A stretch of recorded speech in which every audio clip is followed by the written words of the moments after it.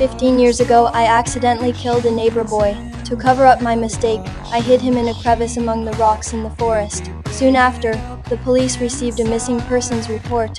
They first investigated the river, then organized nearby residents for a thorough search of the forest.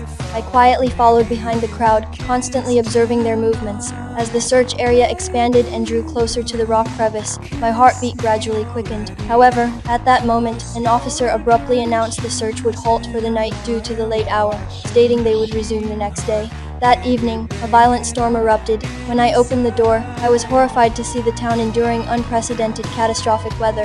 After a night of raging winds, not only was the entire town devastated, but the forest lay in ruins. Everyone was busy with disaster relief, but I alone ventured into the forest that held the secret. 15 years later, it seemed everyone had forgotten the missing boy.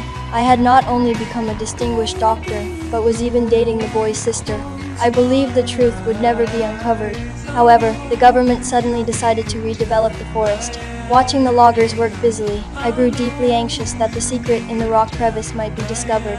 I realized I could wait no longer, so in the dead of night, I ventured alone into the forest and found the crevice. But before I found the body, I heard a construction vehicle approaching. With no other choice, I fled temporarily. However, the next day, my worst fear materialized. A worker discovered the boy's remains. The autopsy revealed he had been murdered. The police also recovered a strand of hair not belonging to the deceased.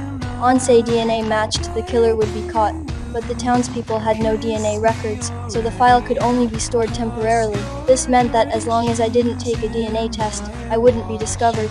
However, that day my girlfriend told me she was pregnant. I thought it couldn't be mine, so she suggested a DNA test. To avoid being found by the police, I had no choice but to marry her. After marriage, I would have to face the boy's parents. Fear and guilt would haunt me for the rest of my life.